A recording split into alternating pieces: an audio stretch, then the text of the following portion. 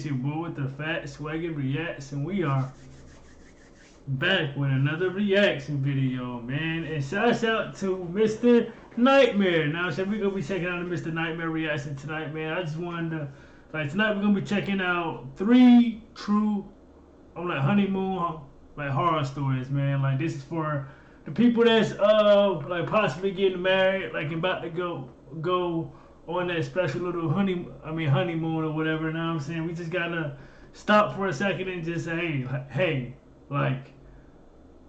maybe we should think about this. You know what I'm saying? We should get to know each other a little bit more. You know what I'm saying? Before we just jump into this, because they might end up being crazy.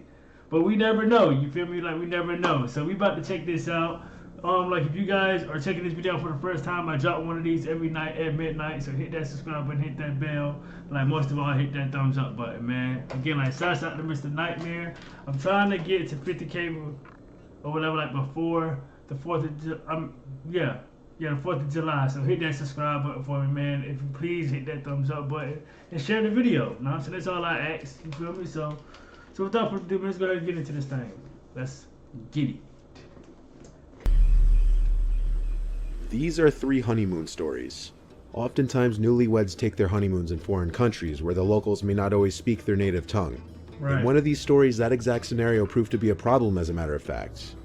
Learning a second or third language can prove to be a very useful skill that will come in handy many times in your life, and the app Babbel has now made learning a new language easier and more fun.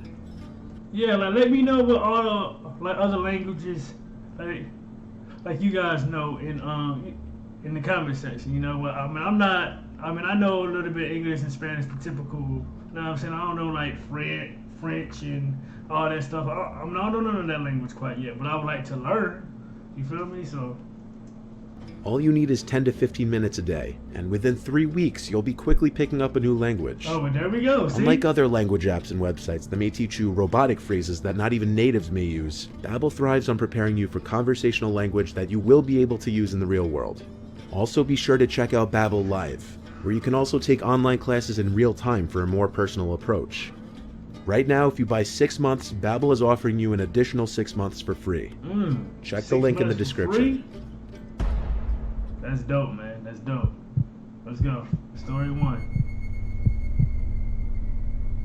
For my wife and I's honeymoon, we went to Hawaii.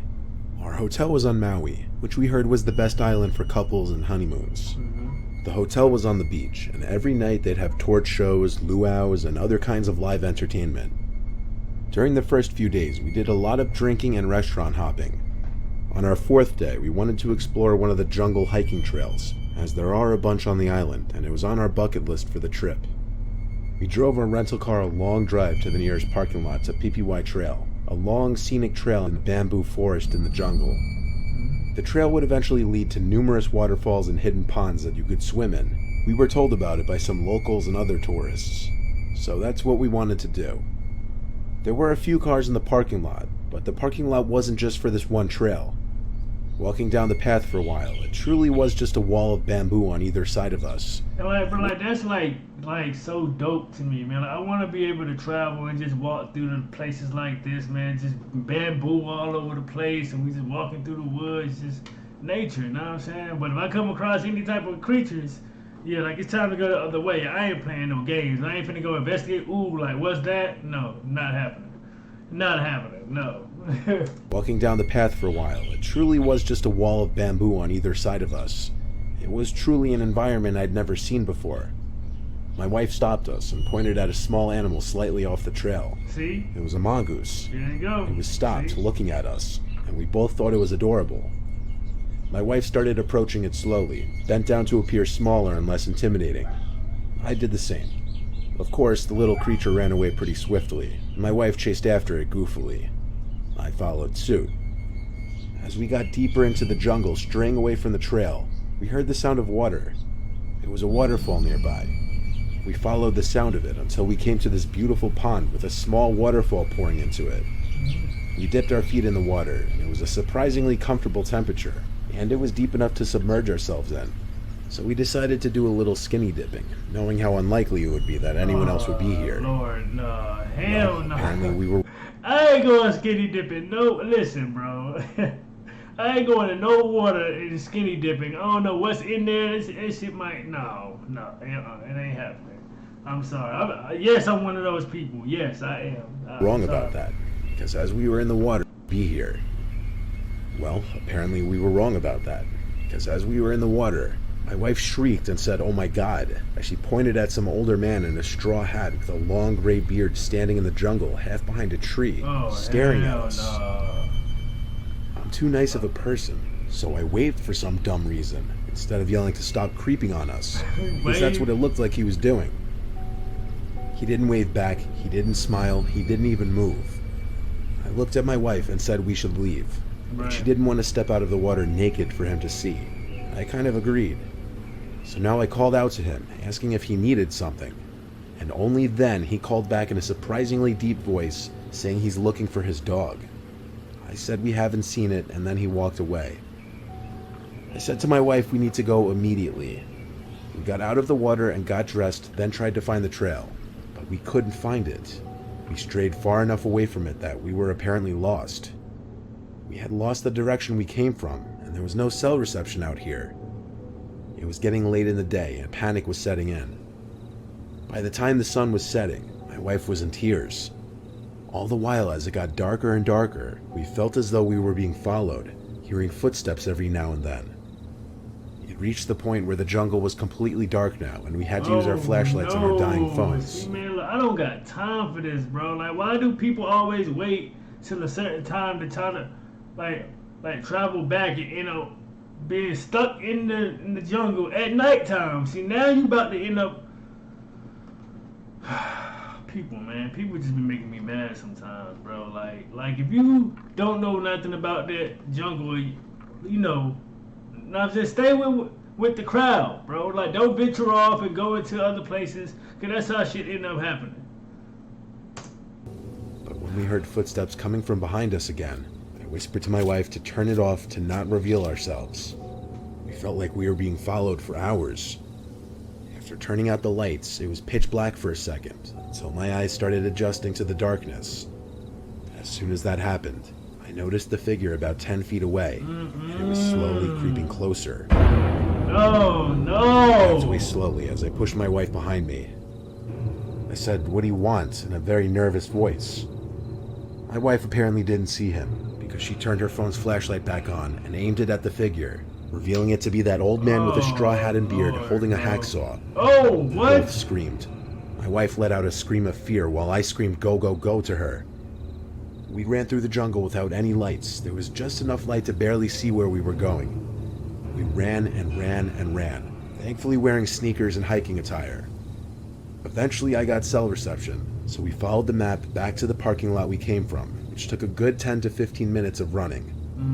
We made it back to the car, and at that point, it felt like we were given a new chance at life. The next day, we went straight to the Maui Police Department and reported the whole incident in an attempt to warn other tourists who may be visiting that specific trail. It's crazy, bro. After that, we tried the best we could to continue our honeymoon, but it definitely put a damper on things. Facts. But y'all just better be thankful that y'all even got out alive, because that person could have easily just took you out right then and there. Right then and there. Like you said, go, he could have just whop, like hit you over the head or something and chased after her or something. Know what I mean? Y'all gotta be more cautious out here, bro. Like, I don't know, man. My honeymoon was in Sicily. Our hotels were in Palermo, Cefalu, and Messina in that order. While in Messina, we did most of the sightseeing at sites like Taormina. Messina was packed with beautiful old architecture and museums to explore, which is what my wife Patricia and I enjoy the most. Messina is a port-heavy city, and like the rest of Sicily, there are a lot of English-speaking tourists, but also a lot of Italian-speaking locals. We don't really speak any Italian beyond maybe an elementary level. We'd have a lot of locals approaching us trying to sell us things. At night, the vibe where we were was fun. Lots of music, people drinking and dancing and whatnot. We were partaking a little bit, while also continuing to walk around and explore. The night got the better of us, and we ended up getting pretty drunk, and the time flew by. Pretty soon it was past midnight, and things outside on the streets were simmering down. We took a wrong turn back to our hotel, and kind of lost our way. A Eventually we ended up in this sketchy alleyway, and Patricia was getting upset that we seemed to be entering a sketchy area. I put my arm around her to make her feel safer. Suddenly some guy came up to us obnoxiously close, speaking Italian like a machine gun, so quick we couldn't even attempt to understand any words. We couldn't tell if he was angry or concerned, but he seemed frantic. He kept saying this word phantasma. At that moment, I didn't know what that word meant. I pushed the guy out of our faces and walked Patricia and I quickly out of the alleyway. He yelled more stuff at us in Italian. I didn't understand a single word of it. As we got away from him, I googled what the word phantasma meant, because it was the only word that he kept repeating that stood out. It means ghost, and when we found that out, we looked at each other. Ghost! I couldn't help but nervously laugh to try to get Patricia to laugh as well, simply because it sounded ridiculous. We were in this dark, sketchy area of the city for sure. There didn't seem to be anyone else around. We'd normally call an Uber, but it's not even a thing in Sicily, so we had to walk it. I have to admit, I was probably as uncomfortable as Patricia, as we'd heard certain parts of the city were unsafe at night. There was this quiet woman's crying sound coming from behind us all of a sudden. We both heard it, and we both looked back. There was this young but freakishly tall woman about 10 yards away from us, walking slowly in our direction. Her face was buried in her hands. Her height was actually unnaturally tall. She looked taller than me. In fact, it was so creepy that even Patricia, who's usually a sweet, nurturing person, whispered that we should get the hell away from her. We jogged down this narrow street and turned left to another alleyway. And we turned back again to the crying sounds. That woman was now at the end of this alleyway, just behind us. What? But still walking at the same slow speed, her face still buried in her hands. It felt like we were in this channel of alleyways and narrow one-way streets, and every time we turned, we'd still hear the crying behind us. It only stopped when we made it back to, I guess, what you'd call one of the main roads with other civilian traffic besides us. From there, we simply walked back to the hotel. Patricia kept insisting what we saw was a ghost, and every time she said it, it gave me chills. This story doesn't do it any justice in explaining just how disturbing seeing that tall, lanky woman walking towards us in that alleyway was. Not to mention that guy say the word ghost in Italian over and over. Right. I'm not ruling it out as some kind of crazy over-the-top joke. For all I know, we ended up on some Italian YouTube prank channel. But Patricia insists on believing it was actually a ghost we saw, and it still gives me chills thinking about that possibility.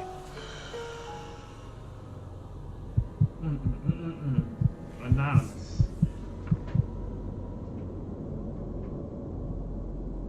We aren't the richest couple out there. We both work 9-to-5 jobs to make ends meet. We're doing all right now, but back when we got married, we were struggling. So when it came time for our honeymoon, we couldn't go all out and blast all our money. My wife, who I'll choose to keep nameless, was doing research for affordable beach getaways, and she found a private house in the Bahamas for 3 nights on Airbnb, so we went with that. After flight tickets and the cost for the rental, it didn't even come out to that much. Upon arrival, we entered the code for the padlock on the door to let ourselves into the home. It had a spacious living room and kitchen, a large bedroom, 1 bathroom, and a big back deck that led to the private beach. We spent all of the first day on the beach, then walked to a nearby restaurant for dinner. When we got back, this is where the weird things started happening. As soon as we walked in the door, we noticed things seemed like they were in the wrong places, like our sandals, our bags, and so on.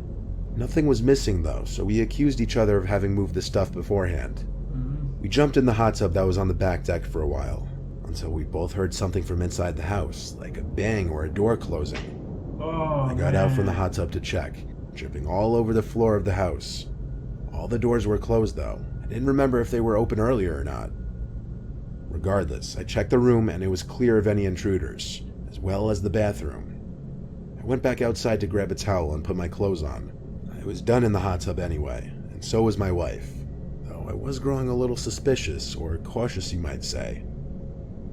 The second day we sat on the beach for a while again, then went to some of the touristy areas of the Bahamas and did dinner. When we got back, again, we felt like things were different. Our stuff seemed to be in the same spots, but the bathroom and bedroom doors were open, and we didn't remember keeping them open. Yeah, like how much y'all want to bet like someone's in the house? How much you want to bet? A person or like another couple or something? Watch. We knew it was possible we were being paranoid now and didn't actually remember how the doors were left. But but still it was getting uncomfortable now. We made sure all the windows and doors were locked, and we skipped the hot tub that night. We just watched movies on the TV in the living room, as there was a bunch of included streaming services on there. There was no upstairs to the house, yet we thought we could hear little taps and whatnot above our heads. Maybe the roof? Maybe an iguana or some similar creature? At this point, we were even starting to think there might be some kind of Bahamian creepy crawly in the house. It seemed like a more logical explanation as to there being an intruder in this relatively small space. That night, I was in bed before my wife. She was in the shower when I heard her scream. I basically exploded out of bed to run into the bathroom. She turned the water off by then and told me that there was something in the vent above the shower. I got on the ledge of the tub and looked in it, but it was too dark in there. However, I did hear some tiny noises coming from in there. This almost confirmed that there was a rodent or some small creature in the vents of the house. Still, we had one more day, it wasn't our problem. We went to bed together. The next thing I remember was waking up to my wife shaking me. She had this horrified look on her face that immediately sent shivers down my spine. She told me to listen, and the silence of the room allowed me to hear it. This frantic whispering sound coming from the ceiling, particularly one of the ceiling vents. That was it. I grabbed my phone to call the owner of the Airbnb. I heard the ringing, but simultaneously I heard this vibrating sound from above us. Immediately I started to think, wait, is there an upstairs that the owner is living in? The vibrating above us stopped almost as quickly as it started, but the call was still ringing on my end. Curiously, I took my phone's flashlight and aimed it up through the vents, and for just a split second, I saw someone looking down through the vent into the room. Most notably, I saw their eyes. We packed all of our important stuff as quickly as we could. I told y'all somebody was living in there. I told y'all, bro. Come on, man. It took all of about 30 seconds and we were out the front door. We ran through the sandy dirt road until we came to a street. Then we stopped to catch our breaths. We stayed in a cheap hotel that night and the next night as well. The last day we spent most of it waiting at the airport, but we reported this incident to Airbnb and we got all of our money back. And I'm pretty sure Airbnb banned the owner of that house's account. We didn't pursue anything further with legal action, as we were just happy to get our money back. Nothing of ours was missing, but who the hell knows what kind of shady shit he was doing there when we weren't in the house. Exactly, that's what I'm saying, man. Like, bro, y'all gotta be careful with these Airbnbs out there, man. It's just, bro, like, I mean, thank God that they got their money back. You know what I'm saying? Because that was some freaky stuff, bro. Because, like, whoever was in that house, like, or whatever, like, while they were sleeping, they could have just hopped down and did anything to them, bro. But thank God that, like, they got away safe, you know what I'm saying? And they got their money back, and they, you know what I'm saying? Like most of all, like, got away with their lives, you know what I'm saying? They are alive and they are well, you know what I'm saying? So shouts out to them. Shouts out to Mr. Nightmare for dropping this content. Like, let me know what you guys thought about this reaction by liking or disliking the video. Also, letting me know, like, what other ones to check out as well. You know what I'm saying? Make sure you guys are tuned in tomorrow when I drop another one, bro. Y'all know I got y'all, dog. And SRT Gang. I am out this thing, man. Let's get it.